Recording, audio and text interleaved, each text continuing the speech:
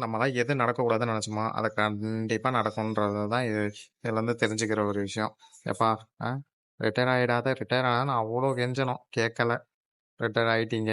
ஆ என்னய்யா சொல்றது? ஏன்யா இப்படி பண்றீங்க? அந்த மனுஷன் இப்பதான் ரிட்டயர் ஆனான். அதுக்குள்ள நீயும் ரிட்டயர்டு. இந்திய டீம நெனச்சு பார்த்தீங்களாய்யா 2 பேரும்? நீங்க இல்லாம ஒரு டீம எங்களால நெனச்சு கூட பார்க்க முடியல. ஆ என்னத்த சொல்றது? இப்படி பண்ணிட்டீங்க. எப்பா! வேற என்ன சொல்றது? நன்றி தான் சொல்லணும் உங்களுக்கு. அ 2 பேரும் அப்படி விளையாண்டீங்க. அதுவும் மனுஷன் இருக்கிற ரெக்கார்டு எல்லாத்தையும் முறியடிச்சு வச்சிருக்கான். அடுத்த சச்சினுக்கு ரெக்கார்ட முறியடிச்சுருவாரு அப்படின்னு நெனச்சேன். 50ல 50 போட்டுருவாருன்னு நெனச்சேன் டெஸ்ட்ல. அது மட்டும் தான் மிஸ்ஸிங். ஆனா இந்த ஐபிஎல்ல கூட கான்ட்ரிபியூஷன்ல பாருங்க. நம்ம கோலி தான் ஃபர்ஸ்ட்ல இருக்காரு. எதுக்கு ரிட்டயர் ஆகணும்னு எனக்கு தெரியல. நல்லா ஆடிக்கிட்டு இருக்கீங்க 2 பேரும். எதனால ரிட்டயர் ஆகுறீங்கன்னு எனக்கு ஒண்ணும் புரிய மாட்டேங்குது. என்ன சொல்றது? ஆனா எங்களுக்கு ஒரு ஃபேர்வெல் மேட்சா தான் ஆடியிருக்கலாம் 2 பேரும் சேர்ந்து. தல தோனி அப்படி ஆடல, நீங்களும் ஆடல. எங்களுக்கெல்லாம் வருத்தம்ப்பா. ரொம்ப வருத்தம்.